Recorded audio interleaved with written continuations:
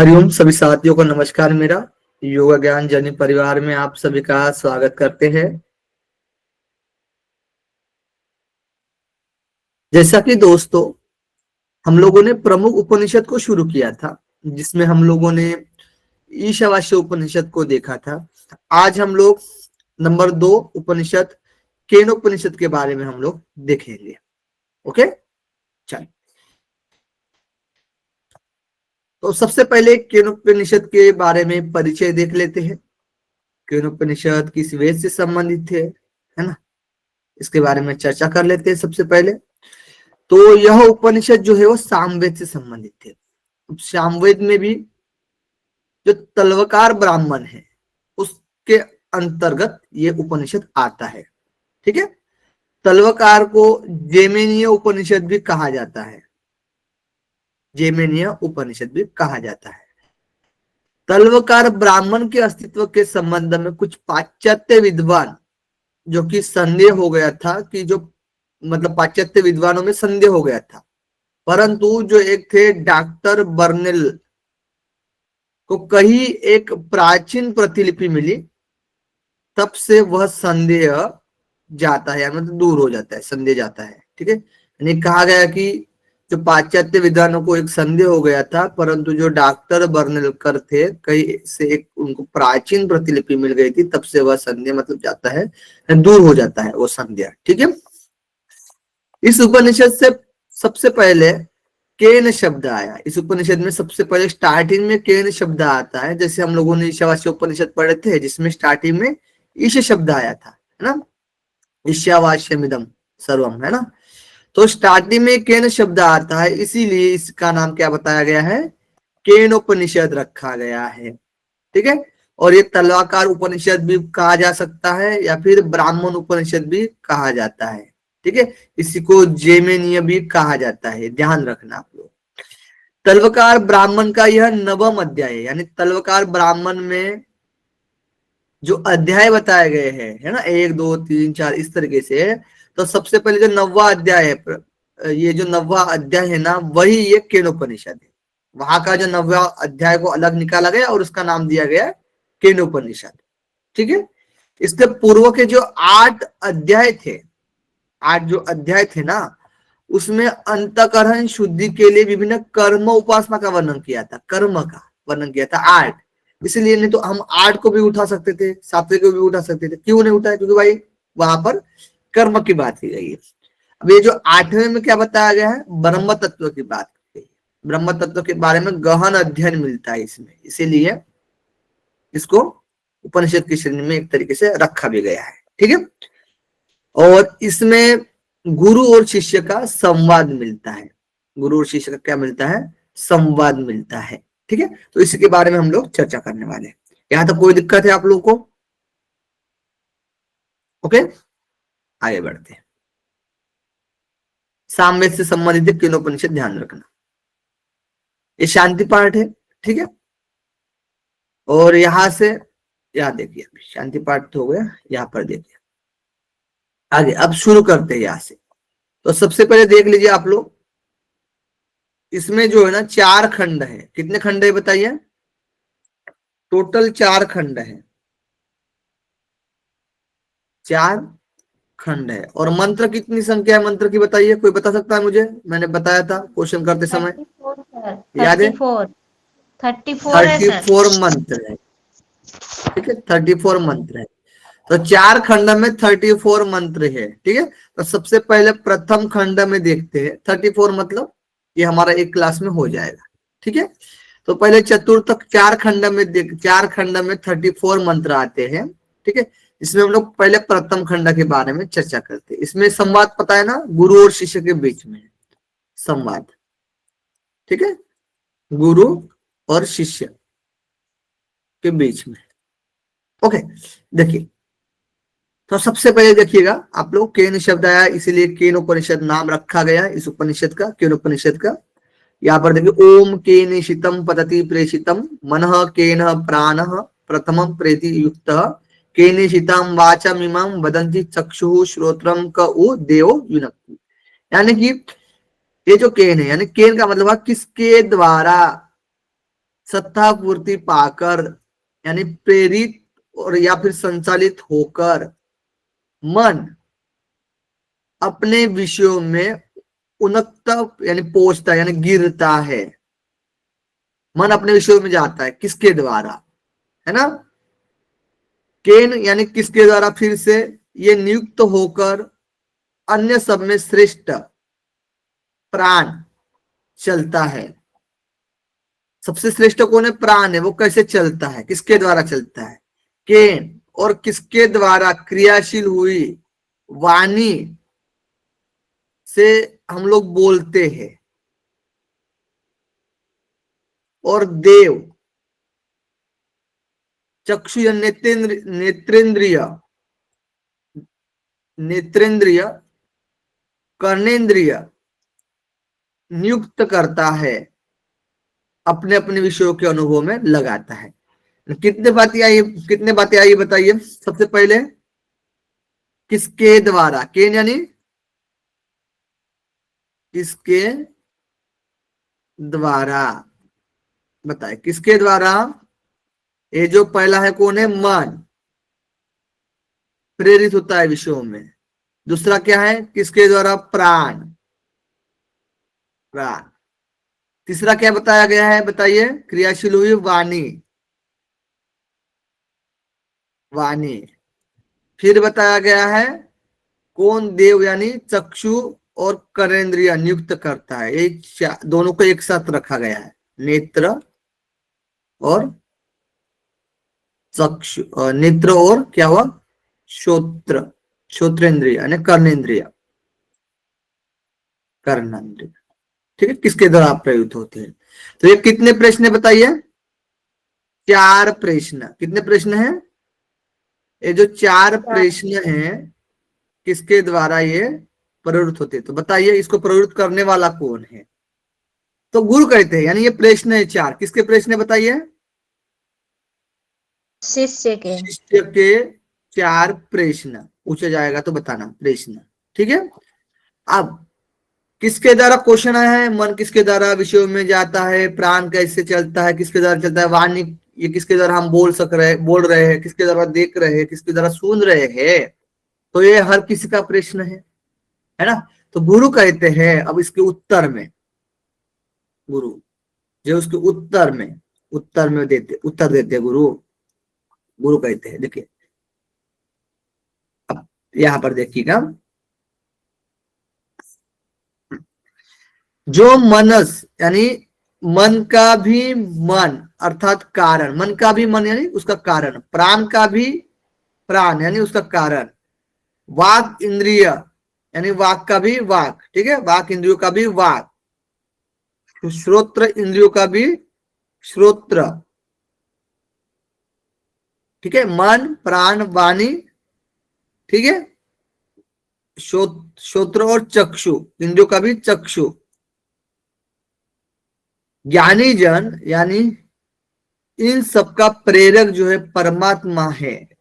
इन सबका प्रेरक जो कौन है, परमात्मा है। यानी ज्ञानी जन उसे जानकर जीवन मुक्त होकर इस लोक से जाने के बाद अमृत यानी अमर भवत यानी अमृत हो जाते हैं। यानी इन सबका प्रेरक कौन है बताइए, इन सबका प्रेरक कौन है, कारणों का भी कारण, इन सबका कारण कौन है बताइए, ईश्वर, ठीक है, परमात्मा कौन है बताइए, परमात्मा, परमात्मा है कारण, ठीक है, कारण कौन है बताइए, परमात्मा। अब इस परमात्मा को जानकर साधक क्या प्राप्त करते हैं,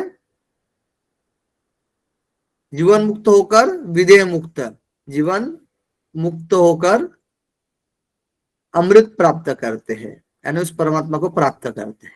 ठीक है, क्लियर है, कोई दिक्कत इसमें आप लोग को, क्लियर, कोई भी डाउट नहीं है ना। आगे बढ़ते हैं, आगे देखिए। अब ये संबंध में बता रहे हैं, मतलब मन प्राण और इंद्रिय, ठीक है, या वाणी प्रेरक जो ब्रह्म है, ऐसा इस प्रकार स्पष्ट कहकर संकेत से ही क्या समझना चाहिए, इस जिज्ञासा पर गुरु कहते हैं। वहां न तो चक्षु इंद्रिय पहुंच सकती है, ना वाक इंद्रिय पहुंच सकती है, न मन, जिस प्रकार वहां ना मन पहुंच सकता है, जिस प्रकार इस ब्रह्म स्वरूप को अनुशासित यानी बतलाया जाए कि वह ऐसा है। न विद्या यानी ब्रह्म कैसा है, ये ना चक्षु के द्वारा देखा जा सकता है, ना इंद्रियों के द्वारा देखा जा सकता है, ना मन के द्वारा देखा जा सकता है। न विद्या, न तो हम स्वयं अपनी बुद्धि से, न विजानितम न दूसरों के सुनकर, ठीक है, वह विदिता जाने हुए पदार्थ समुदाय से भिन्न ही है, और अविदितात यानी कि मन इंद्रियों के द्वारा न जाने हुए से ऊपर है। यह पूर्व श्याम यानी अपने पूर्वाचार्यों के मुख से सुश्रुम यानी सुनते आए हैं बस हम लोग, है ना, सुनते आए हैं बस, जिन्होंने हमें उस परम ब्रह्म का तत्व का व्याचक्षिरे यानी भली भांति व्याख्या करके समझाया। देखिए, यानी जो ईश्वर के बारे में हम लोग कैसे जानते हैं, बताइए सबसे पहले ईश्वर के बारे में कैसे जानते हैं, ईश्वर के बारे में बताइए ना, कैसे जानते हैं? पुथी से, गुरु से। किससे जानते हैं अमित जी? गुरु से। बाकी लोग बताइए। पुथी से, पुथी पुथी पुथी जो सब आप्तवाक्य है, रामायण महाभारत गीता वेद पुरानी सब वाक्य से सुनते आए हुए हैं, गुरु मुख से, गुरु मुख से, आप्त वाचन से, आप्त वचन से। लेकिन क्या किसी ने देखा है? किसी ने देखा है? बताइए, किसी ने देखा है? नहीं, ये तो पता नहीं, ये सेल्फ रियलाइजेशन होने से तब पता चलता है। हाँ, इसके लिए किसी ने सेल्फ रियलाइजेशन जरूरी है। देखा है का मतलब ये कि आंख के द्वारा किसी ने देखा है, आंख के द्वारा देखा है का मतलब आंख के द्वारा की बात हो रही है, ठीक है। आंख के द्वारा किसी ने देखा है, किसी ने वाणी के द्वारा सुना होगा, लेकिन वाणी के द्वारा क्या उसने जान पाया है ईश्वर को, परमात्मा को, या फिर मन के द्वारा जान पाया है, या फिर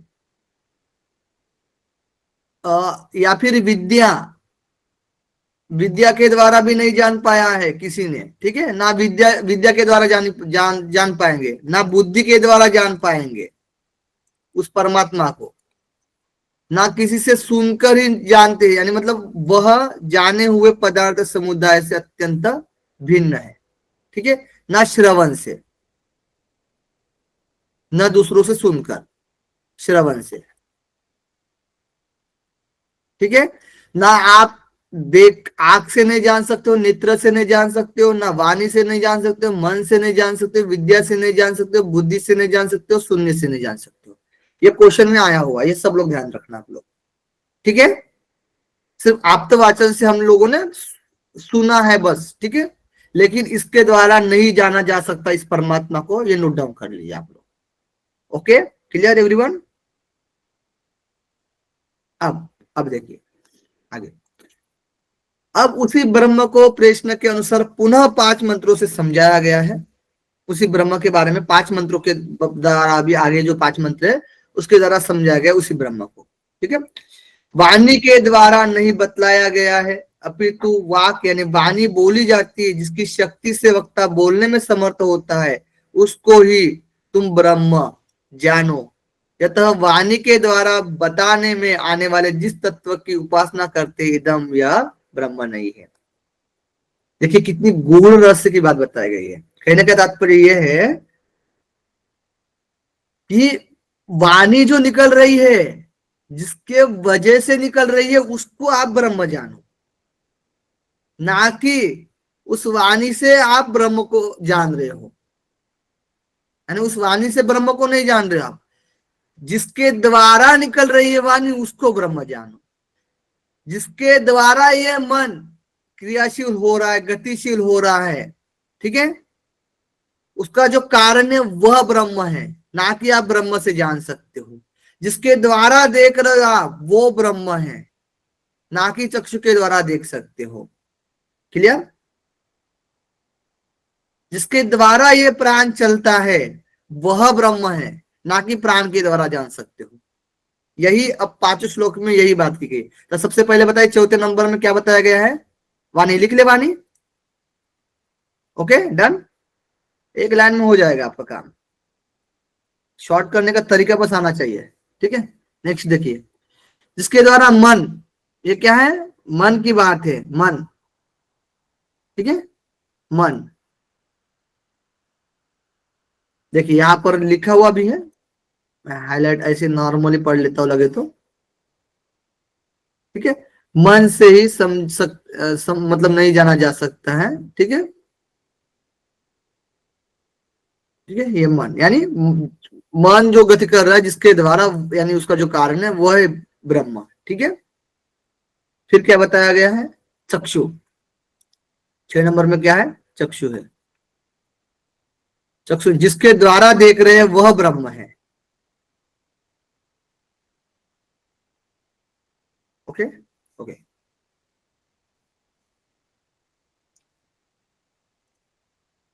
श्रोत्र जिसके द्वारा सुन रहे हैं वह ब्रह्म है।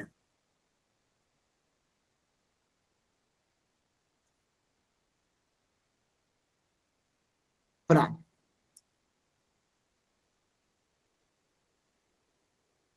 प्राण जिसके द्वारा प्राण गति कर रहा है, ठीक है, वह ब्रह्म है। Okay done.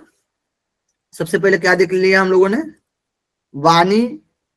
अब इसमें वाणी, मन, चक्षु, श्रोत्र, प्राण। ठीक है, ये जो 5 चीजें है ना, सबसे पहले ये 4 क्वेश्चन है, और इसी में जो बताया गया है ना, नेत्र और कर्ण एक ही में दिया गया है, लेकिन बाय द वे 4 क्वेश्चन पूछा जाएगा तो 5 प्रश्न ध्यान रखना। ठीक है, क्वेश्चन इस तरीके से पूछा जाएगा तो डन। ये 5 की बात की गई है, मन, प्राण, वाणी, नेत्र और कर्ण। कोई दिक्कत इसमें, एक लाइन में समझ में आ गया। इनका कारण जो है वो ब्रह्म है, इनके द्वारा नहीं जाना जा सकता है। ये जो कार्य कर रहे हैं जिसके द्वारा वह ब्रह्म है। बस इन कितने श्लोकों में वर्णन किया गया है, टोटल आपके 6 और 8 मंत्र तक। ठीक है, प्रथम खंड समाप्त हो गया। एक लाइन में सबको याद है, जो मैंने लिख रहा हूं साइड में बस वो याद रखना है। बाकी आपको केनोपनिषद में जो भी लिखूंगा मैं साइड में वही याद रखना है। ठीक है, बिल्कुल शॉर्ट में चीजें करवा दूंगा आप लोग को, टेंशन ही नहीं है। अब द्वितीय खंड देखेंगे। ओके, अब देखिए द्वितीय खंड।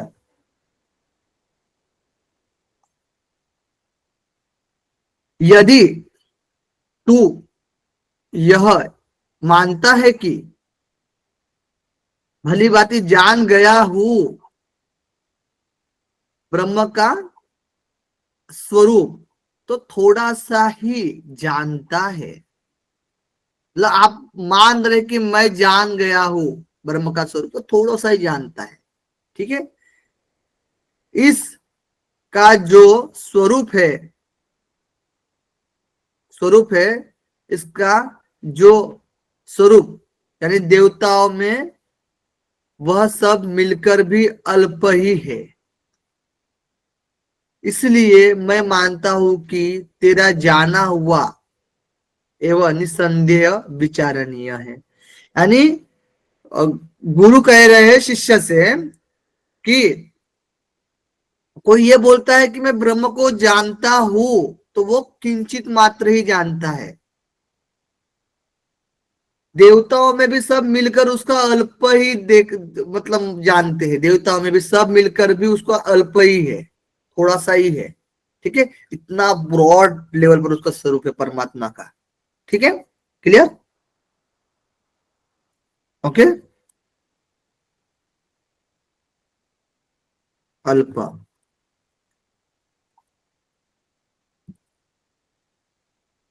आगे देखिए, फिर संबंध में गुरुदेव उपदेश पर गंभीरता पूर्वक विचार करके अनंतर शिष्य उनके सामने अपना विचार प्रकट करते हैं। कहते हैं कि ब्रह्म को भली भांति जान गया हूं, यानी उपदेश पर गंभीरता पूर्वक विचार करने के अनंतर शिष्य उनके सामने अपना विचार प्रकट करता है। यहाँ पर कहा गया है कि मैं ब्रह्म को भली भांति जान गया हूं, ठीक है, यो नहीं मानता। मैं ब्रह्म को भली भांति जान गया हूं, यो नहीं मानता। न ऐसा ही मानता है कि, न ऐसा भी नहीं मानता है कि नहीं जानता। यानी कहने का तात्पर्य है कि वो शिष्य जो कह रहा है, मतलब कि मैं ब्रह्म को भली भांति जान गया हूं, यो भी नहीं मान पाता है कि मैं पूरी तरीके से जान गया हूं, या फिर ऐसा भी नहीं मानता है कि नहीं जानता। ठीक है, जानता भी है, और किंतु यह जानना विलक्षण, जानता भी हो और नहीं भी जानता हो। ठीक है, हम शिष्यों में से जो कोई भी उस ब्रह्म को जानता है, वही मेरे उक्त वचन को, अभिप्राय को जानता है। यानी ये गुरु जी कहते हैं कि ये जो मतलब शिष्य है, ठीक है, या फिर ये जो शिष्य कहते हैं कि हम शिष्यों में से जो कोई भी उस ब्रह्म को जानता है, मेरे उक्त वचन के अभिप्राय को जानता है। यानी ऐसा बोलते कोई जानता है तो बस वचन को जानता है वो, ठीक है, वचन को जानता है। मैं जानता हूं और न नहीं जानता, ये दोनों ही नहीं है। बहुत यहां पर गूढ़ रहस्य है कि मैं जानता भी हूं और नहीं भी जानता हूं, ठीक है, ये दोनों अभिप्राय आते हैं। देखिए आगे समझा गया। और जिसका यह मानना है कि मैं ब्रह्म जानने में नहीं आता, उसका जाना हुआ है। ठीक है, और जिसका यह मानना है कि मेरा ब्रह्म जाना हुआ है, वह नहीं जानता। ठीक है, जानने का अभिमान रखने वालों को लिए ये अविज्ञातम है, यानी वह ब्रह्म तत्व जाना हुआ नहीं है। और जिनमें ज्ञातापन का अभिमान नहीं है, उसका विज्ञातम, यानी वह जाना हुआ, अर्थात उनके लिए वो अपरोक्ष है। देखिए समझ में आया? यानी कि बताइए, जिसका अभिमान है कि मैं ब्रह्म को जानता हूं, कि मैं ब्रह्म को जानता हूं, बताइए इसमें क्या लिख के, इसके आंसर में क्या लिख के बताइए? वह ब्रह्म को नहीं जानता है। ब्रह्म को नहीं जानते, यानी अविज्ञातम, अविज्ञातम। ठीक है, वह ब्रह्म को नहीं जानता है। जो जानता है वो ब्रह्मवेत्ता होता है। हाँ, जिसका अभिमान, ठीक है, अभिमान यानी ज्ञातापन का अभिमान नहीं है, यानी जिसका ज्ञातापन का अभिमान नहीं है, वह जाना हुआ है। वह क्या है? जाना हुआ है, यानी उनका विज्ञातम जाना हुआ है, यानी विज्ञातम। ओके, क्लियर है? कोई दिक्कत समझ में आया अभी?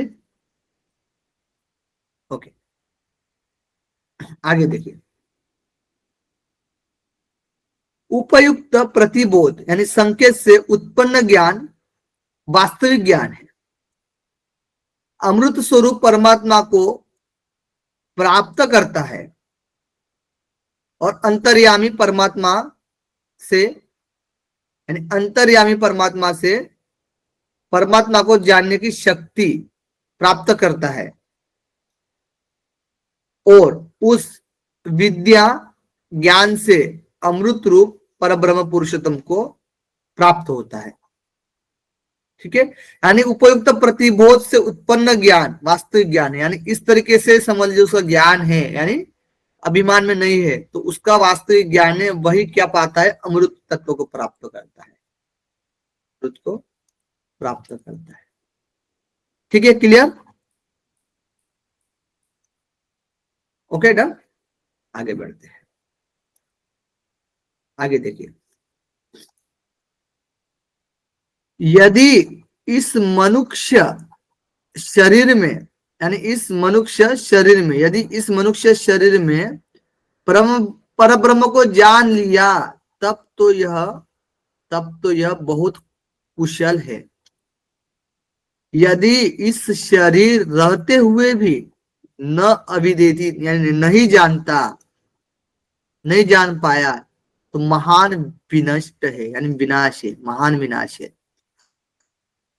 बुद्धिमान पुरुष को, यानी बुद्धिमान पुरुष को भूतेषु, यानी प्राणी मात्र में परब्रह्म पुरुषोत्तम को समझकर इस लोक से प्रयाण करके अमृत अमर भवंती, यानी हो जाते हैं। बहुत गूढ़ रहस्य की बात बताई गई है।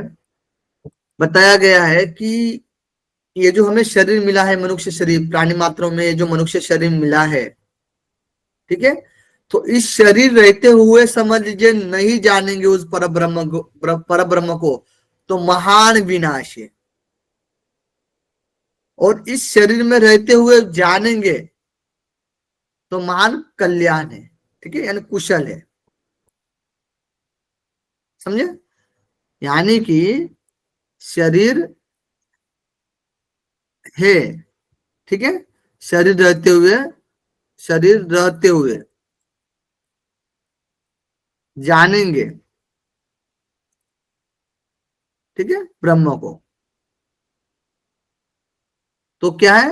सत्यम अस्ति, यानी बहुत कुशल है, ठीक है, कुशल है मतलब अच्छा है, अच्छा है, ठीक है। शरीर रहते हुए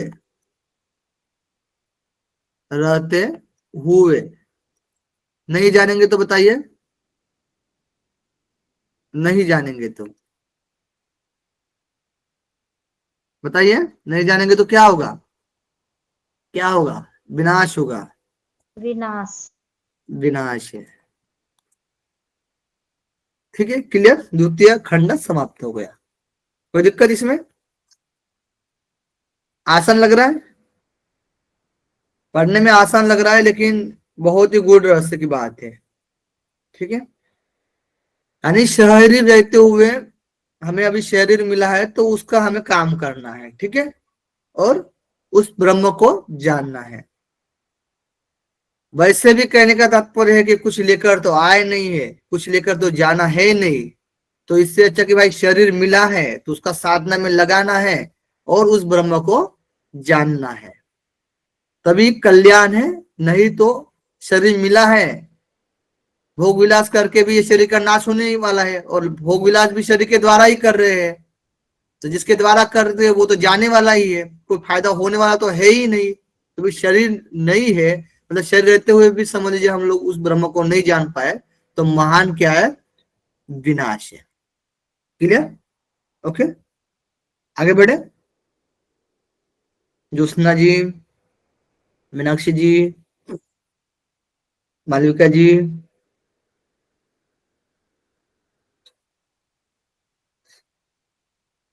जी ओके, प्रतिमा जी, सात्विक जी, ओके। तृतीय खंड देखते हैं अभी हम लोग। प्रथम प्रकरण में ब्रह्म के स्वरूप तत्व समझाने के लिए उसकी शक्ति का सांकेतिक भाषा में विभिन्न प्रकार से दिग्दर्शन कराया गया है ना, ब्रह्म के बारे में बताया गया, स्वरूप बताया गया। द्वितीय प्रकरण में, खंड में ब्रह्म ज्ञान की विलक्षणता बतलाते हुए कहा गया कि प्रथम प्रकरण के वर्णन से ब्रह्म का जैसा स्वरूप समझ में आता है, उसका पूर्ण स्वरूप उतना ही नहीं है, वह तो उसकी महिमा का अंश मात्र है ना। जीवात्मा, मन, प्राण, इंद्रिय आदि तथा उनके देवता सभी उसी से अनुप्राणित, प्रेरित और शक्तिमान होकर कार्यक्षम में होते हैं, ठीक है। अब तीसरे प्रकरण में देखेंगे, अभी जो तीसरा प्रकरण आएगा, ठीक है, तो तीसरे प्रकरण में दृष्टांत द्वारा समझाया गया है कि विश्व में जो कोई भी प्राणी या पदार्थ शक्तिमान, सुंदर और प्रिय प्रतीत होते हैं इस विश्व में, उनके जीवन में जो सफलता दिखाई देती है वह सभी उस परब्रह्म परमेश्वर के एक अंश की महिमा है बस। ये सब जो दिखाई दे रहा है, ये जो साधन संपत्ति है, ऐश्वर्य है, ये सब क्या है? ये सब उस परब्रह्म के परमेश्वर का एक अंश की महिमा है बस। इन पर यदि कोई अभिमान करता है, गीता में कहा गया है कि इन पर यदि कोई अभिमान करता है तो वह बहुत बड़ी भूल करता है ना। कि अभिमान कर रहा है कि अंश की महिमा नहीं है, तो सब मतलब इसी को सब बोलेंगे कि बहुत बड़ी चीज है करके, है ना, लेकर चलता है, तो वो बहुत भूल कर रहा है। तो आगे बढ़े तृतीय खंड के लिए, आगे बढ़ते हैं, ठीक है। अब देखिए, परब्रह्म परमेश्वर ने देवताओं के लिए यानी उनको निमित्त बनाकर विजय प्राप्त की, यानी उस परमात्मा ने विजय प्राप्त की। अब यहाँ पर कहानी आपको मिलेगी, ठीक है इसमें। अब ये तृतीय और चतुर्थ खंड में क्या है, कहानी एक तरीके से इंद्रदेव, अग्निदेव, वायुदेव और यक्ष के बीच में, यानी यक्ष यानी परमात्मा के बीच में, ठीक है। और सबसे पहले जो पुराणों में आपने देखा है, उसमें जो समुद्र मंथन होता है और जिसमें से जो अमृत निकलता है ना, और अमृत की प्राप्ति जो देवताओं को होती है, और देवता कहते हैं कि फिर मतलब हमारी विजय है करके, हमारी विजय है करके, है ना, विजय प्राप्त। लेकिन रियल में विजय किसकी है? रियल में विजय जो होती है वो परब्रह्म की होती है, ना कि देवताओं की होती है। देवताओं तो एक कठपुतली की तरह, मतलब एक तो निमित्त बनकर है, बाकी कार्य सारा तो परब्रह्म कर रहे हैं, ठीक है। ये तो निमित्त मात्र है। जैसे प्रकृति क्या है? प्रकृति ही मेन है, जो आपको मुक्ति देने वाली वही है, वो प्रकृति ही है। लेकिन ये सिद्धियां क्या है? जो विघ्न जो आ रहे उसको रोकने के लिए, ये निमित्त मात्र है। प्रकृति तो अपने आप पूर्ण है, वो तो कर लेगी। वैसे ही पर ब्रह्म क्या है? ये मेन है, ये अपने आप कर लेंगे। लेकिन ये देवताओं को क्या है? निमित्त बस बनाया गया है, तो बस ये निमित्त की विजय है, यानी विजय प्राप्त की है। लेकिन वो क्या करेंगे देवता है कि हमारी विजय है, हमारी विजय है, हमारी विजय है, ठीक है। तो इस अहंकार में आ जाते हैं, यानी देवताओं के लिए निमित्त, यानी उनको निमित्त बनाकर विजय प्राप्त की है परब्रह्मा ने, ठीक है, देवताओं को निमित्त बनाकर। किंतु उस परब्रह्म पुरुषोत्तम की विजय में इंद्र आदि देवताओं ने अपने में महत्वता की अभिमान कर लिया, यानी हमारी विजय है ऐसा कर रहे हैं इंद्र आदि देवता जो भी है, ठीक है, अग्नि वायु आदि देवता, ये हमारी ही विजय है, इस प्रकार से ये अभिमान कर लिया इन्होंने। तो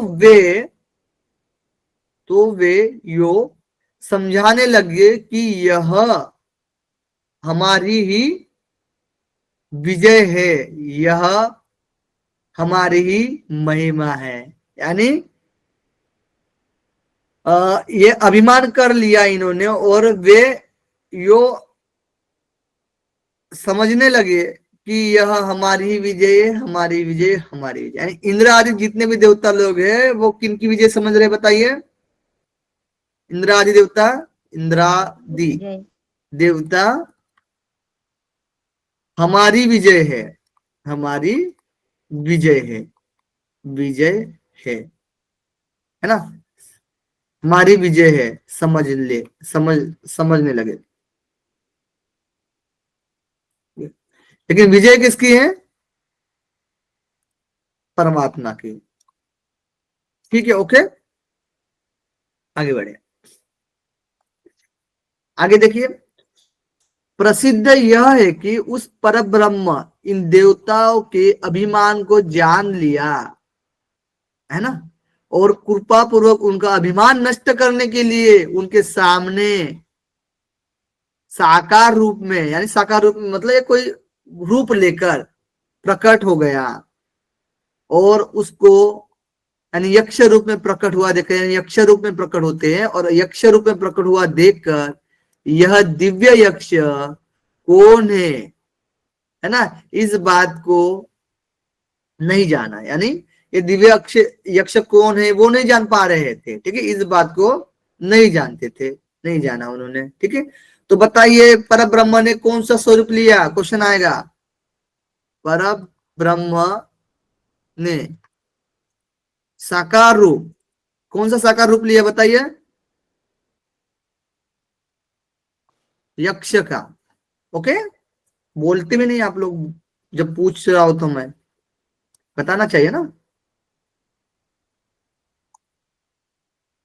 उन इंद्रादि देवताओं ने अग्निदेव से कहा कि जो अग्निदेव जो है, ठीक है, जो अग्निदेव जो है वो जात वेदा है, जात वेदा है, ठीक है।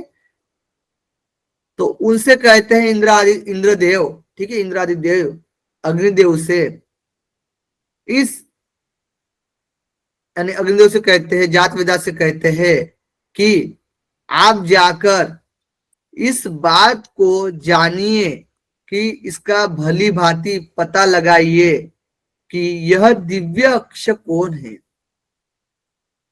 कौन है यह दिव्य अक्ष, ठीक है। कि इंद्र आदि देवता अग्नि को कहते हैं, और अग्नि फिर क्या करता है, अग्नि क्या करता है, जाता है, ठीक है। अब देखिए, उसके समीप अग्निदेव जाकर दौड़कर गया और उस अग्निदेव से दिव्य यक्ष पूछता है, असि इति, तुम कौन हो, ठीक है। यानी यक्ष पूछते हैं, परब्रह्म पूछते हैं कि तुम कौन, अग्निदेव से पूछते हैं। तो अग्निदेव कहते हैं कि हम अग्नि प्रसिद्ध अग्निदेव है, जो कि मैं जात वेदा के नाम से प्रसिद्ध हूं, ठीक है। तो सबसे पहले इंद्र आदि देव, इंद्र आदि देव सबसे पहले किसको भेजते हैं बताइए? इंद्र आदि देव सबसे अग्निदेव, पहले अग्निदेव, अग्निदेव को अग्निदेव को भेजते हैं, अग्निदेव को भेजते हैं। कहा भेजते हैं? यक्ष को जानने के लिए, यक्ष को जानने के लिए। जानने के लिए, ठीक है। तो अग्निदेव जाते हैं और अग्निदेव बोलते कि मैं जात वेदा के नाम से जाना जाता हूं, जात वेदा के नाम से, ठीक है। क्लियर? कोई दिक्कत इसमें? आगे बढ़े? चले, बहुत बढ़िया। अब तब यक्ष रूपी पर ब्रह्म ने, यानी ब्रह्म ने अग्नि से पूछा, ठीक है। अब अग्नि से पूछा, पहले भी पूछे कि तुम कौन हो, तो अग्नि देवता बोलते कि मैं जात वेदा के नाम से जानता हूं, मैं अग्निदेव हूं। फिर से पूछते हैं, है ना। तो उक्त नाम वाले तुझ अग्नि में, ठीक है, क्या सामर्थ्य है? अब उसके शक्ति के बारे में पूछते हैं, आपके अंदर क्या सामर्थ्य है? तब अग्नि ने यह उत्तर दिया कि यदि मैं चाहूं तो ना, पृथ्वी में यह जो कुछ भी है उन सबको जलाकर भस्म कर सकता हूं, इतनी शक्ति है, ठीक है। तब उस दिव्य यक्ष ने उस अग्नि के सामने एक तिनका रखता है, एक छोटा सा तिनका रखता है, बस यक्ष के सामने रख देता है, और यह कहता है कि इसको जला दो। तो वह अग्नि पूर्ण शक्ति लगाकर उसे तिनके पर टूट पड़ता है, यानी पूरी शक्ति अपनी लगाकर उस तिनके पर टूट पड़ता है, यानी जलाने के लिए, ठीक है। और जलाने में, यानी उसको जलाने में एवं किसी प्रकार का समर्थन नहीं हुआ, यानी कि वो नहीं जला पाते उस तिनके को, और लौट आते हैं वहां से इंद्रादि देवता के पास फिर, और यह जानने में समर्थ नहीं हो सकता यह यक्ष कौन है, यानी यक्ष को नहीं जान पाता है अग्नि देवता, ठीक है। तो यहां लिख सकते हैं हम लोग कि तिनका,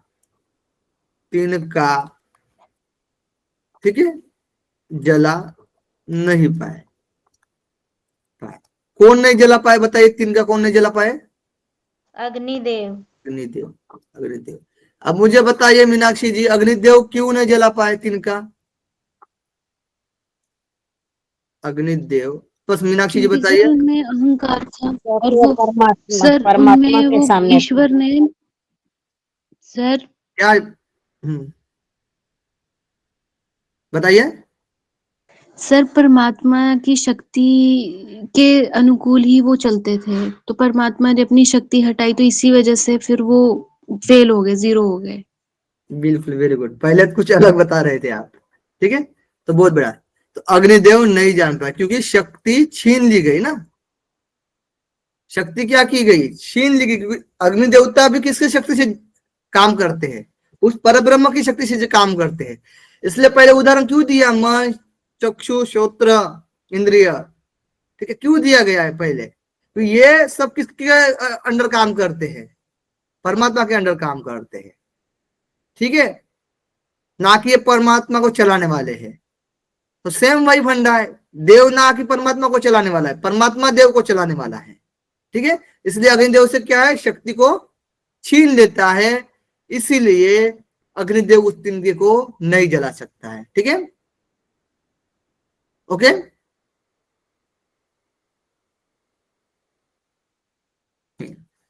आगे बढ़ते हैं।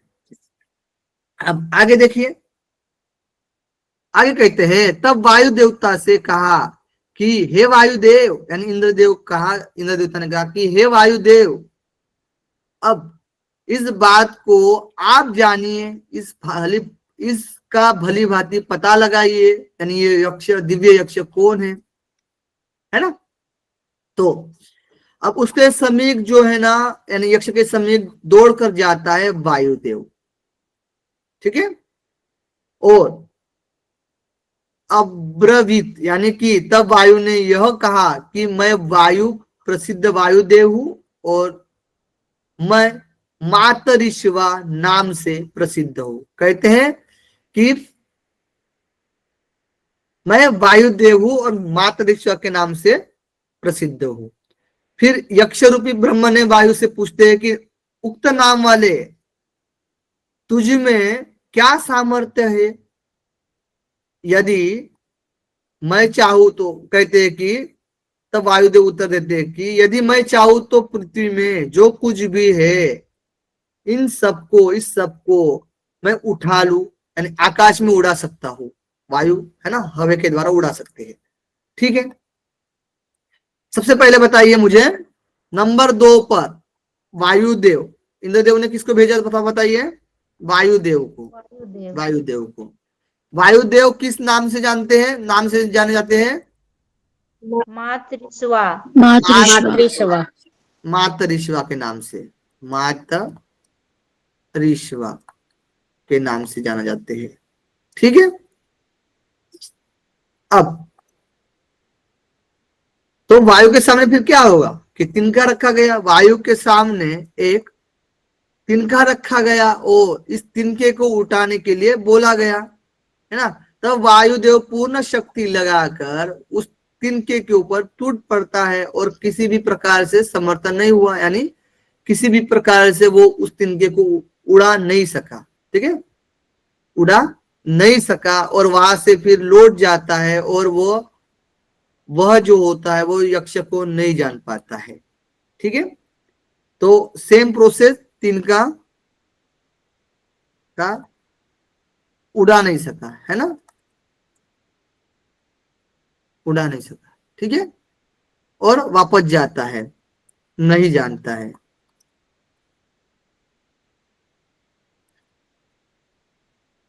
यक्ष को, ठीक है, कौन, वायुदेव। ओके, डन, कोई इसमें दिक्कत, आगे बढ़े। ओके, अनु जी, ज्योत्सना जी, बाकी लोग थम करें भाई, क्या हो गया, डोली जी, सात्विक जी, ओके, आगे देखिए, आगे देखिए, तदनंतर इंद्र से अब यह कहा गया है कि हे इंद्रदेव, इस बात को आप ही जानिए, हम तो नहीं जान पाए, है ना, यह यक्ष यानी दिव्य यक्ष कौन है। तो बहुत अच्छा, यानी बहुत अच्छा, यानी उस यक्ष की ओर दौड़ कर गए, और यानी कौन गए, इंद्रदेव, और उनके सामने अंतर ध्यान हो गया, यानी यक्ष गायब हो जाते हैं उनके सामने, ठीक है। तीसरे नंबर पर कौन जाते हैं बताइए, इंद्रदेव। इंद्रदेव। देवता। जैसे जाते हैं तो यक्ष क्या हो जाता है बताइए? गायब हो जाते हैं। अंतर्ध्यान। अंतर्ध्यान। अंतर्ध्यान, अंतर्ध्यान हो जाते हैं। ठीक है, अंतर्ध्यान हो जाते हैं। ओके, गायब हो जाते हैं। वे इंद्र यानी उसी आकाश, वे इंद्र यानी उसी आकाश प्रदेश में, यानी जो यक्ष के स्थान पर ही अतिशय सुंदरी स्त्री देवी यानी देवी हिमाचल कुमारी उमा के पास, हिमाचल कुमारी जो उमा होती है, उमा के पास आ पहुंचते हैं इंद्रदेव, यानी उसी जगह पर वो अंतर्धाम होते हैं ना, वहां पर प्रकट होती है हिमाचल कुमारी उमा। ठीक है, उमा देवी। और उमा देवी से बोलते हैं कि यह दिव्य यक्ष किम इति, यानी कौन था। ठीक है, तो उस जगह पर यक्ष के जगह पर, यक्ष के जगह पर कौन आती है बताइए? यक्ष की जगह पर उमा देवी। हेमवती। उमा देवी। ठीक है, हेमवती हिमाचल उमा। कुमारी, हिमाचल कुमारी उमा देवी। ठीक है, आती है। और उमा देवी आती है और उमा देवी से पूछते हैं। कौन पूछते हैं बताइए? इंद्रदेव। उमा इंद्रदेव। देवी से इंद्रदेव। पूछते हैं। ठीक है, इंद्रदेव, इंद्रदेव, इंद्रदेव क्या पूछते हैं बताइए? यह ये यक्ष कौन है? यह यक्ष कौन है? कौन है? कौन है? ठीक है, तृतीय खंड समाप्त होता है। आगे बढ़ते हैं, यही स्टोरी को लेकर आगे बढ़ते हैं। चतुर्थ खंड। उस उमा देवी स्पष्ट उत्तर दिया कि पर ब्रह्म परमात्मा है, वह यक्ष। उन परमात्मा की ही विजय में तुम अपनी महिमा मानने लगे थे। और उमा के इस कथन से ही निश्चय पूर्वक इंद्र ने समझ लिया कि यह ब्रह्म है। तो जाना कौन? किसने जाना ब्रह्म को? किसने जाना ब्रह्म को? इंद्रदेव। इंद्रदेव। इंद्रदेव। ब्रह्म को सबसे पहले तो इंद्रदेव, इंद्रदेव। ठीक है, इंद्रदेव। इंद्रदेव कि यक्ष, यक्ष ही ब्रह्म है, ब्रह्म है। ठीक है जी, ओके, आगे बढ़ते हैं। इसलिए ये तीनों देवता जो अग्नि, वायु और इंद्र नाम से प्रसिद्ध है, और दूसरे देवों की अपेक्षा, जो दूसरे देवों की अपेक्षा मानो श्रेष्ठ है। तो दूसरे देवों में कौन श्रेष्ठ है बताइए? जो बाकी देव है, ठीक है, दूसरों देवों में इंद्रदेव। इंद्रदेव। श्रेष्ठ, श्रेष्ठ तो इंद्र, अग्नि, अग्नि और वायु। वायु, वायु उसमें भी श्रेष्ठ बोला जाएगा तो इंद्रदेव। ठीक है, और उन्होंने उन्होंने ही अत्यंत प्रिय समीपस्थ परमेश्वर को स्पर्श किया है ना, देखा है। और उन्होंने ही सबसे पहले जाना है ये साक्षात परब्रह्म परमेश्वर है करके, है ना, परब्रह्म है करके।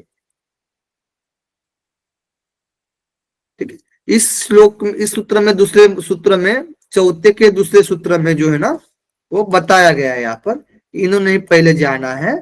ठीक है, तीनों का नाम, तीनों में से आएगा तो आपको इंद्र को मेन रेफरेंस देना है। ठीक है जी, ओके। उन लोगों को तो पता नहीं था ना, पता किनको चला? पहले इंद्रदेव को पता चला। ओके, आगे देखिए।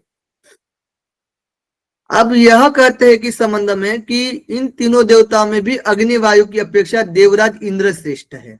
देखिए, यानी वे इसलिए, यानी देखिए, तस्मात् वे यानी इसलिए इंद्र दूसरे देवताओं की अपेक्षा मानो अतिशय श्रेष्ठ है, क्योंकि उसने अत्यंत प्रिय और समीपस्थ परमेश्वर को स्पर्श किया है। यानी उमा देवी से सुनकर सबसे पहले मन के द्वारा स्पर्श किया है, मन के द्वारा स्पर्श किया है ना, ठीक है।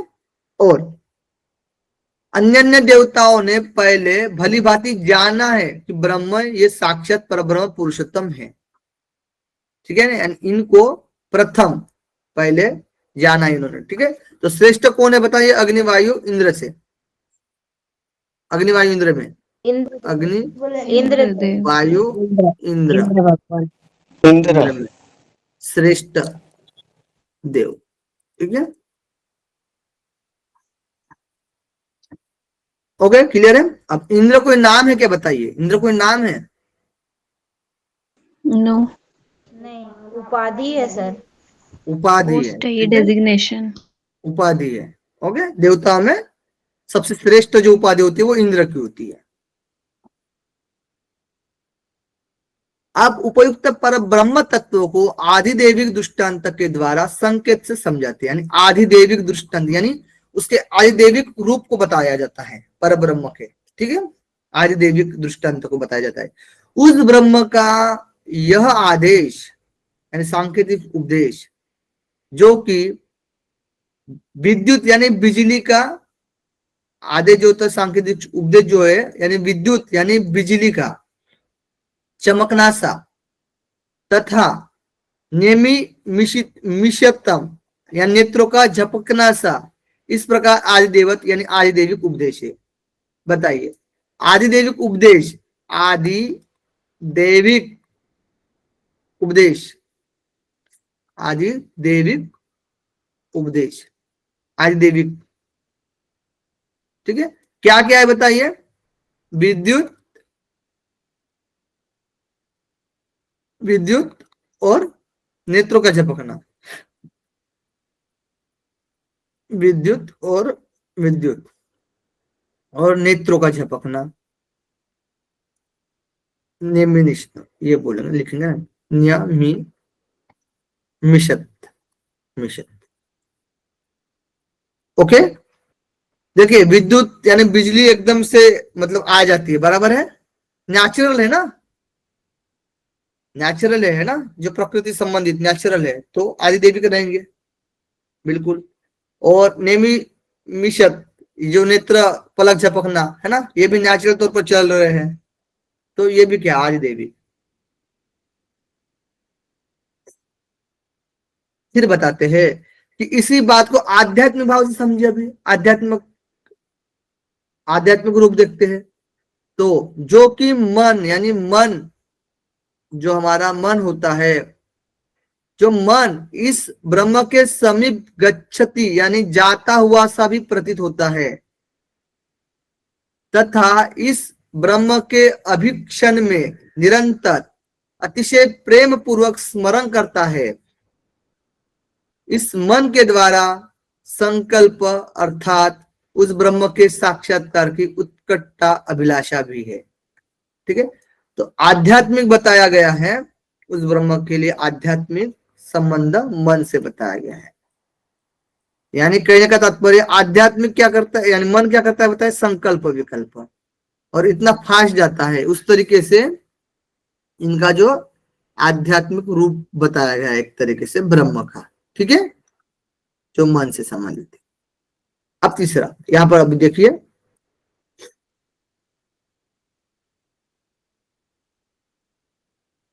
हाँ अब देखिए, अब उस ब्रह्म की उपासना का प्रकार और उसका फल बताते हैं। अब इसकी उपासना करेंगे तो क्या लाभ मिलेगा हमें, परब्रह्म की उपासना करेंगे तो, ठीक है। तो बताते हैं कि वह परब्रह्म परमात्मा तद्वन नाम से जाना जाता है, तद्वन नाम से प्रसिद्ध है, तद्वन नाम से प्रसिद्ध है। और तद्वन वह आनंद घन परमात्मा प्राप्ति, आनंद घन परमात्मा प्राणी मात्र की अभिलाषा का विषय और सबका परम प्रिय है। सबका क्या है, वह परम प्रिय है, तद्वन। अब इस भाव से उसकी उपासना करनी चाहिए। तो बताइए उपासना, साधना कैसे करना है, साधना, उपासना, उपासना, उपासना। पहले बताइए ब्रह्म किस नाम से जानते हैं? तद्वन। तद्वन। तद्वन, और तद्वन, इंद्र को मघवन, तद्वन नाम इंद्र से को जानते हैं। मघवन,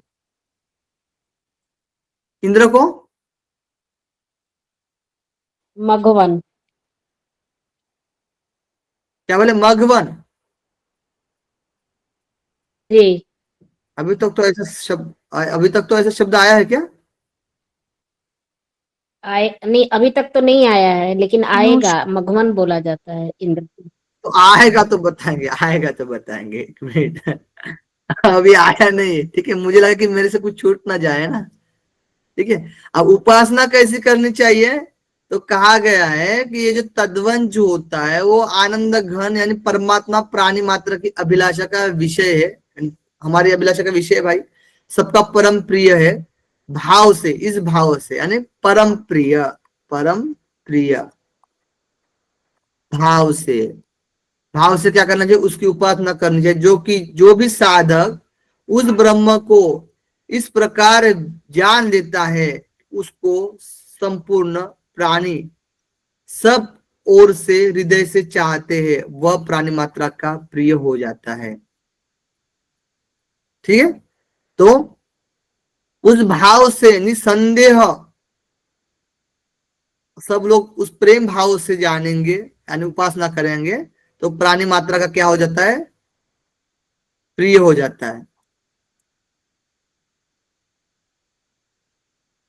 प्रिय हो जाता है। ओके, क्लियर, आगे बढ़े।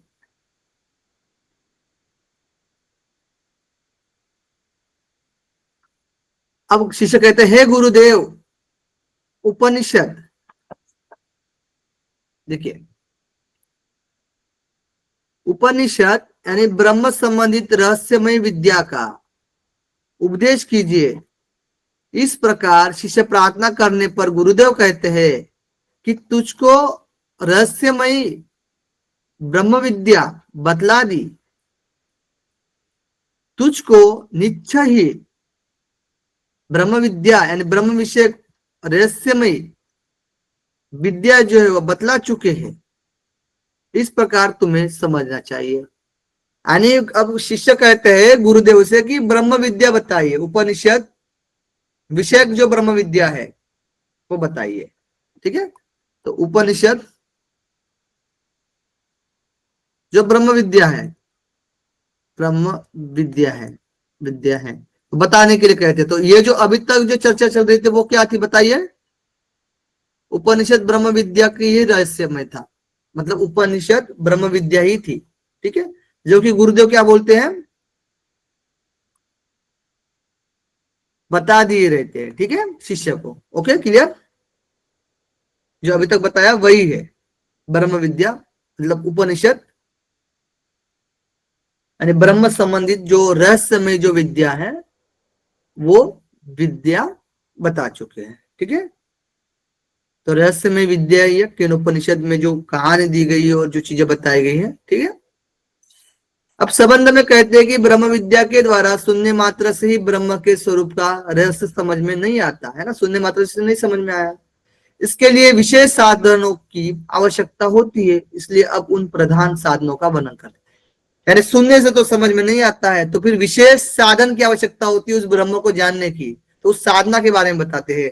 तस्य तपो दम कर्मेति प्रतिष्ठा वेदा सर्वांगानी सत्यमायतनम, यानी कि उस रहस्य में ब्रह्म विद्या के तप यानी तपस्या, दम यानी कि मन इंद्रियों का नियंत्रण और कर्म कर्तव्य पालन, ये तीनों आधार है, और वेद यानी वेद सर्वांगानी यानी वेद और अंग, यानी उस विद्या के संपूर्ण जो अंग है, अर्थात वेद में उसके अंग प्रत्यंग का सविस्तर वर्णन है, और सत्य यानी सत्य स्वरूप परमेश्वर उसका अधिष्ठान प्राप्तव्य है, ठीक है, सत्य स्वरूप परमेश्वर उसका अधिष्ठान प्राप्तव्य। कहने का तात्पर्य यह है कि आपको ब्रह्म के आधार क्या है बताइए, ब्रह्म के आधार बताइए, ब्रह्म के आधार बताइए जी। तप, तप तप, दम और मन, इंद्रियों कर्म। का नियंत्रण और कर्तव्य पालन। तप दम कर्म, ठीक है, तप और दम कर्म। कर्म, ठीक है। और वेदांग यानी वेद और सर्वांगिनी यानी उस विद्या के संपूर्ण अंग है, यानी वेद के अंग क्या है, यानी वेद सर्वांगानी यानी उस विद्या के संपूर्ण अंग है, अर्थात वेद में उसके अंग प्रत्यंग का सविस्तर वर्णन किया गया है। अंग यानी वेद के अंग है, ये वेद अंग, ठीक है, अंग है अर्थात वेद में, ठीक है, सविस्तर वर्णन किया गया है। और सत्य स्वरूप परमेश्वर आयतनम यानी उसका अधिष्ठान है, प्राप्तव्य है, ठीक है, और ईश्वर, ठीक है। तो आपको क्या है, उनके जो वेदांग में क्या क्या आएंगे बताइए, शिक्षा, कल्प, निरुक्त, छंद, ज्योतिष, शिक्षा, कल्प, निरुक्त, छंद, ज्योतिष, निरुक्त, निरुक्त, शिक्षा, कल्प, निरुक्त, छंद, छंद, ज्योतिष, और बताइए ना एक सर व्याकरण है व्याकरण। सर, व्याकरण। व्याकरण, हाँ, व्याकरण। व्याकरण,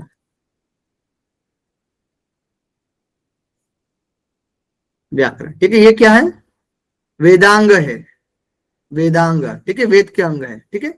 इनका अभ्यास और इनका अभ्यास, यही साधना क्या है, परमात्मा प्राप्ति देता है, परमात्मा की प्राप्ति होती है, परमात्मा प्राप्ति का साधन एक तरीके से, ठीक है, ओके। जिससे क्या होगा, परमात्मा की प्राप्ति,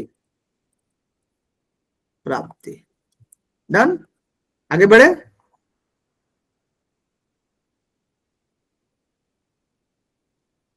लास्ट रह गए हैं, देखिए, कोई भी इस प्रसिद्ध ब्रह्म विद्या को पूर्वोक्त इन प्रकार से भली भांति जान लेता है और समस्त पाप समूह को नष्ट करके, यानी इस विद्या को भली भांति जान लेता है और समस्त पाप समूह को नष्ट करके अविनाशी सर्वश्रेष्ठ स्वर्गलोक के यानी परम धाम में प्रतिष्ठित हो जाता है, सदा के लिए स्थित हो जाता है। तो ये जो साधना है, साधना से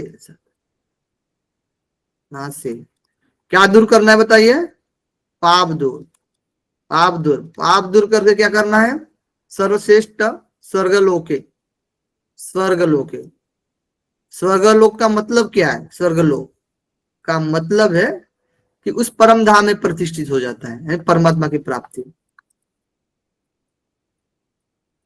ओके जी, डन, कोई दिक्कत।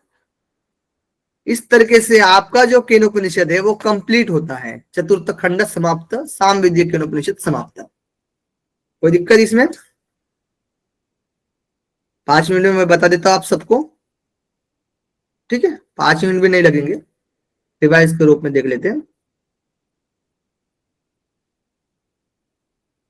देखिए, सबसे पहले हम लोगों ने केनोपनिषद को शुरू किया है आज। तो केनोपनिषद में हम लोगों ने 4 खंड के बारे में देखा, 4 खंड में 34 मंत्र आते हैं। और सबसे पहले ये जो केनोपनिषद है वो सामवेदीय तलवकार शाखा से संबंधित है। और ये जो केन उपनिषद इसलिए नाम पड़ा क्योंकि इसमें सबसे पहले केन शब्द आता है, इसलिए केन उपनिषद नाम से जाना जाता है। ओम केनेशितम पतति प्रेषितम मनः केन प्राण प्रतम प्रेति युक्तः केनेशिताम वाचामिमं वदन्ति चक्षुः श्रोत्रम क उदेव युनक्ति। यानी कि कहा गया है कि यहाँ पर शिष्य और गुरु है, उनके बीच में संवाद है। शिष्य का प्रश्न था कि ये मन, प्राण, वाणी, नेत्र और कर्ण ये किसके द्वारा कार्यरत होते हैं। तो गुरु जी कहते हैं कि ये जो है ईश्वर की शक्ति के द्वारा ही कार्यरत होते हैं, यानी इन सब का कारण जो है वो ईश्वर है, ठीक है। इसी से यानी साधक इस परमात्मा को जानकर ही जीवन मुक्त होकर अमृत की प्राप्ति करता है, यानी परमात्मा का परमात्मा में समाहित हो जाता है, ठीक है। इस तरीके से यहाँ पर 4 प्रश्न है, मन, प्राण, वाणी, नेत्र और कर्ण एक साथ है। क्वेश्चन आएगा तो 5 प्रश्न के सेंस में भी आप लोग को ध्यान रखना, नेत्र अलग से और कर्ण अलग से। फिर कहते हैं कि इनका जो कारण कौन है, यानी वाणी मन विद्या बुद्धि कहा गया है कि ये जो ईश्वर है, ये जो परमात्मा है, इसको न आंख के द्वारा जाना जा सकता है, न वाणी के द्वारा जाना जा सकता है, न मन के द्वारा जाना जा सकता है, न विद्या के द्वारा जाना जा सकता है, न बुद्धि के द्वारा जाना जा सकता है, न श्रवण के द्वारा जाना जा सकता है। बस हमने सुनकर आए हुए श्रवण के माध्यम से, यानी आप्त वचन के माध्यम से हमें पता चला है कि ईश्वर के बारे में, लेकिन इन सब से हम लोग नहीं जान सकते हैं। और इन सब का तो क्या है, कारण है, जो मन का कारण है, वाणी का कारण है, प्राण का कारण है, चक्षु का कारण है और श्रोत्र का कारण है। इस प्रकार से हम लोगों ने प्रथम खंड के बारे में देखा। फिर द्वितीय खंड में कहा गया है कि जो जानता है ईश्वर को, ऐसा कहता है तो वो बस अल्प ही जानता है, क्योंकि देवता भी सब मिलकर उसके अल्प अंश को ही जानते हैं। ठीक है। कोई कहता है कि जिसने कहा कि मैं जानता हूं इस पर ब्रह्म को, तो वो अभिमान के थ्रू मतलब कह रहा है कि मैं जानता हूं ब्रह्म को, तो वो अविज्ञातम है, यानी वो ब्रह्म को नहीं जानता है। और जिसका ज्ञातापन का अभिमान नहीं रहता है, ठीक है, तो वो जानता है, यानी विज्ञात यानी पर ब्रह्म को जानता है, जिससे क्या होगा, अमृत की प्राप्ति करेगा। समझ लीजिए, इस शरीर में हम रहते हुए भी इस पर ब्रह्म को नहीं जान पाते हैं, तो हमारा नाश ही नाश है, तो कोई फायदा नहीं है। ठीक है। लेकिन इस शरीर में रहते हुए उस पर ब्रह्म को जानते हैं तो कुशल है, अच्छा है। इस प्रकार से हमारा द्वितीय खंड भी समाप्त होता है। तृतीय और चतुर्थ खंड में देवता और यक्ष के बीच में यहाँ पर कहानी मिलती है। ठीक है। तो सबसे पहले जो देवताओं ने विजय करते जो समुद्र मंथन में जिस विजय होती है देवताओं की, तो वो कहते हैं कि हमारी विजय है, इस अहम में आ जाते कि इंद्र आदि देवता हमारी विजय कहते हैं। लेकिन विजय असली किसकी होती है, उस परमात्मा की विजय होती है। तो उस परमात्मा ने ही इनका जो अहम है, उन देवताओं का जो अहम है, उसका नाश करने के लिए वो यक्ष के रूप में आते हैं परमात्मा जी, और इस साकार रूप में आते हैं, यक्ष के साकार रूप में आते हैं, और इन लोगों के सामने प्रस्तुत होते हैं। और फिर इंद्र आदि देवता बोलते हैं कि ये यक्ष दिव्य यक्ष है कौन, तो जानना चाहिए। तो फिर अग्निदेव को भेजते हैं कि ये यक्ष कौन है। तो अग्निदेव जाते हैं यक्ष के पास और कहते हैं कि कौन हो। ठीक है। तो उसके पहले यक्ष कहते हैं कि अग्निदेव, मतलब उसको कहते हैं अग्निदेव से कि तुम कौन हो, है ना, आप कौन हो। तो अग्निदेव कहते हैं कि मैं अग्निदेव हूं और मैं जात वेदा के नाम से जाना जाता है मुझे। ठीक है। तो अग्निदेव कहते हैं कि जो भी पृथ्वी पर रहेगा मैं सब जला सकता हूँ, ये मेरा शक्ति, मेरा सामर्थ्य है। तो ब्रह्म यक्ष जी उनके सामने अग्निदेव के सामने एक तिनका रखते हैं, तो उसको अग्निदेव नहीं जला पाते हैं और वापस लौट आते हैं इंद्र देवता के पास और कहते हैं कि हम इन्हें यक्ष को नहीं जान पाए। फिर इंद्रदेव ने वायु देवता को भेजते हैं, सेम प्रोसेस, वायुदेव भी यक्ष जी के सामने जाते हैं और कहते हैं कि मैं वायुदेव हूं और माता ऋषा के नाम से जाना जाता हूं और मेरे में यह सामर्थ्य है कि इस पृथ्वी में जो कुछ भी है मैं उड़ा ले जा सकता हूं। तो एक तिनका वायुदेव के सामने रखा जाता है, यक्ष जी रखते हैं, और उस तिनका को वायुदेव उड़ा नहीं सकता है। क्यों? क्योंकि उसकी वो जो जिस शक्ति से कार्य कर रहा था उस शक्ति को यक्ष देव ने छीन लिया था। ठीक है। और फिर वायुदेव भी इंद्रदेव के पास जाते हैं और कहते हैं कि यक्ष को नहीं जान पाए, तो खुद फिर इंद्रदेव जाते हैं तो उस स्थान पर यक्ष अंतर ध्यान हो जाते हैं, गायब हो जाते हैं, और उस जगह पर फिर जो हिमाचल कुमारी उमा देवी जो है वो उस स्थान पर प्रकट होती है और कहती है, उमा देवी से पूछते हैं इंद्र, तो उमा देवी कहती है कि यह यक्ष जो था वो परब्रह्म था, जो आपने देवताओं ने कहा कि ये हमारी विजय हुई है, ठीक है, उसका ही और वो मेन तो जो विजय हुई थी वो परमात्मा की ही विजय हुई थी। ठीक है, तो इस तरीके से जो उसका अहंकार था वो क्षीण हो जाता है, यानी अहंकार के बारे में पता चलता है उसके, मतलब इसका अहंकार है वो क्षीण हो जाता है एक तरीके से देवताओं का। तृतीय खंड समाप्त होता है।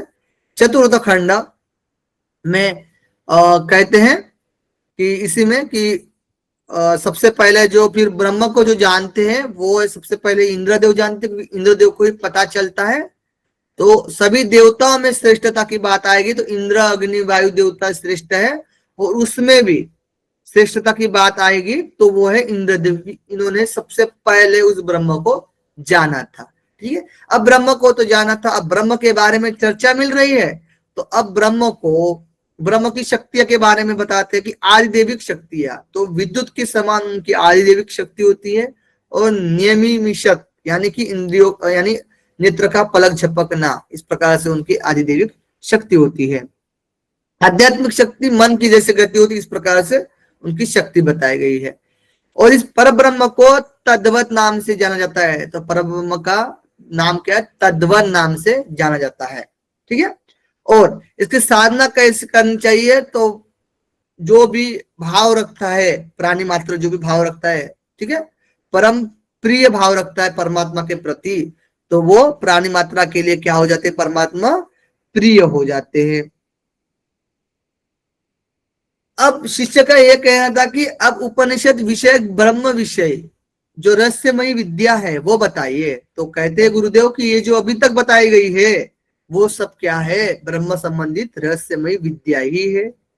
ठीक है, अब इस विद्या को फिर जानेंगे कैसे, कौन सी साधना करेंगे? तो कहते हैं ये ब्रह्म का जो आधार है वही है तप दम कर्म, इसके द्वारा, और वेदांग शिक्षा कल्प निरुक्त छंद ज्योतिष व्याकरण, इसके द्वारा इस परमात्मा की प्राप्ति की जा सकती है। और इस परमात्मा की प्राप्ति करने के बाद जो हमारे पाप होते हैं वो दूर हो जाते हैं, और स्वर्गलोक की प्राप्ति होती है, यानी परमात्मा की प्राप्ति होती है। इस तरीके से चतुर्थ खंड भी समाप्त होता है। इस प्रकार से आपका केनोपनिषद पूरी तरीके से समझ में आप सभी को अच्छे से आ गया होगा, नो डाउट।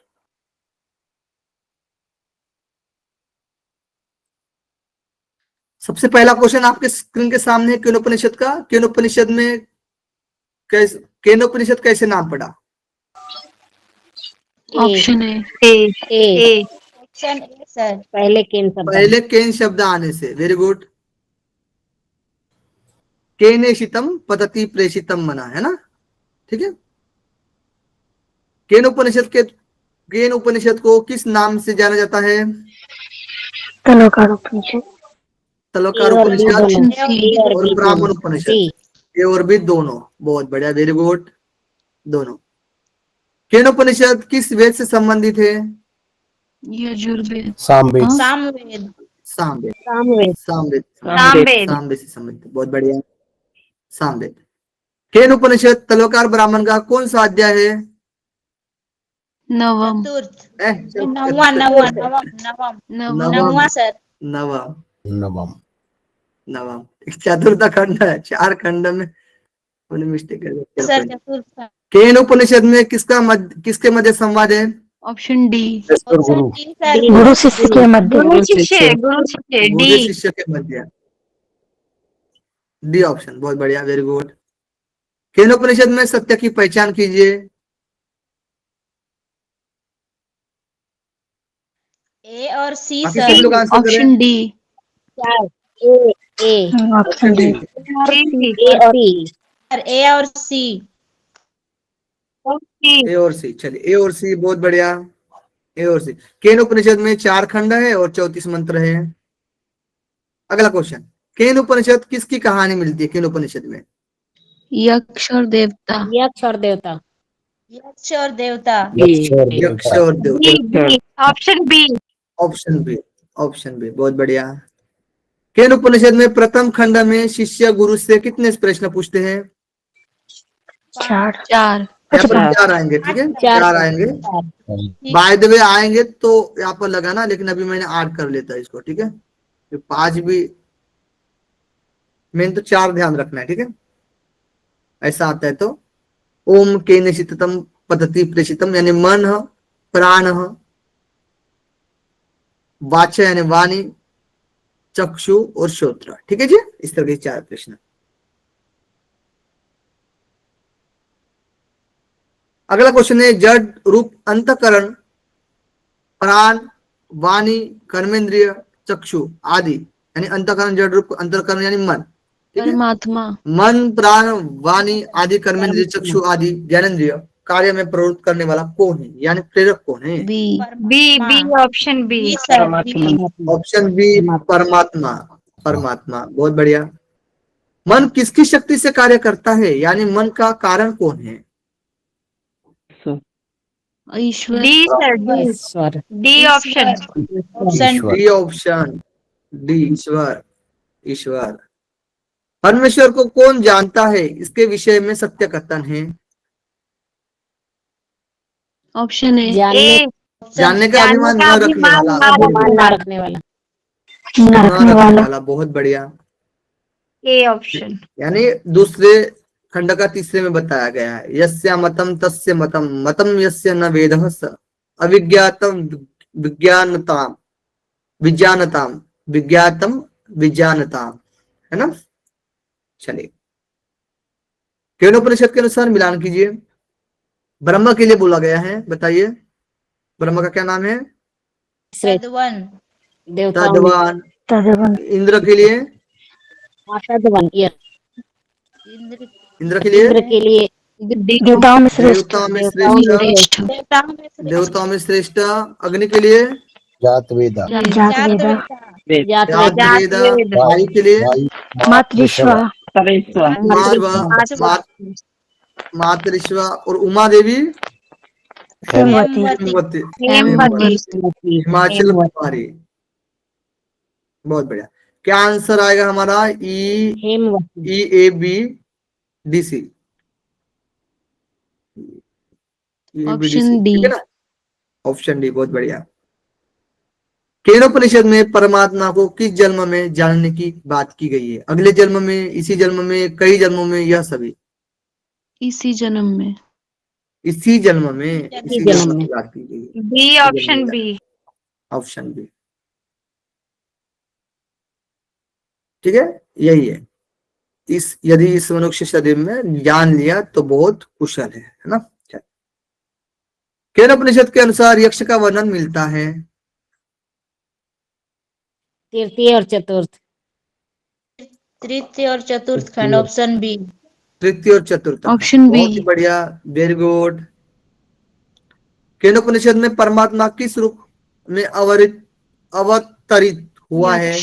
यक्ष। यक्ष के रूप में। Option D. बहुत, ऑप्शन डी, बहुत बढ़िया, सबको पता है, बताइए,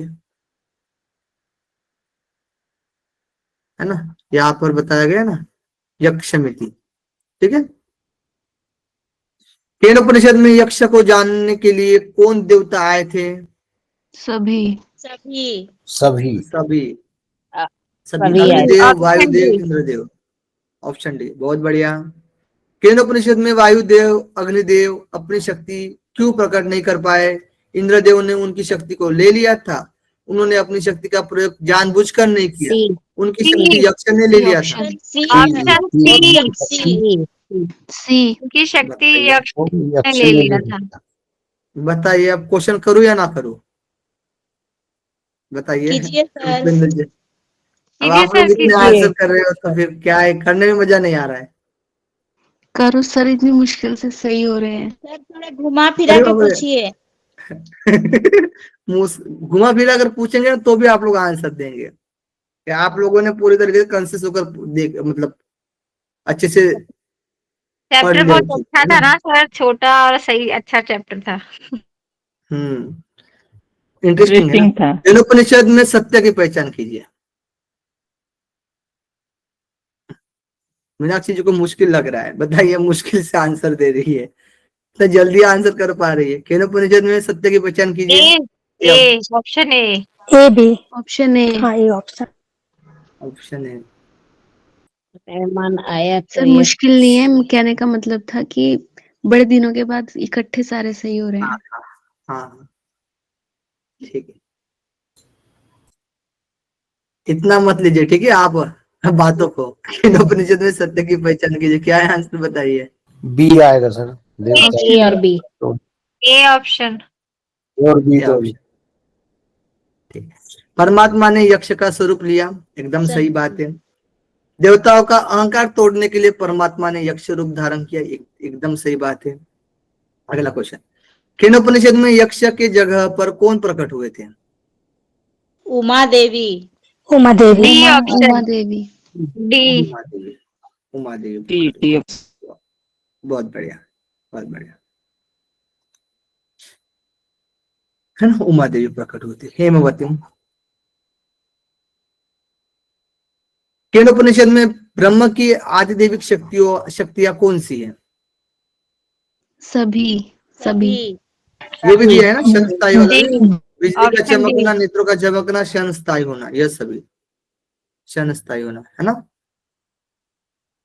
देखिए, उस ब्रह्म ने आदेश सांकेतिक उपदेश किया जो कि बिजली का चमकना, इस प्रकार क्षणस्थायी तथा नेमि मिशत, नेत्रों का चमकना, इस प्रकार आदिदेव, इन दो ही मेन तो बिजली के चमकने को ही क्षणस्थायी बोला गया है। ठीक है, तो ऐसे में कोई दिक्कत नहीं। केनोपनिषद में ब्रह्म विद्या प्राप्त करने का साधन मिलान कीजिए। तप, दम और कर्म। ब्रह्म ऑप्शन विद्या का आधार कौन है बताइए? तप धर्म दम कर्म। तप, दम और तप कर्म। दम कर्म। वेद, वेद बताइए। अंग। अंग।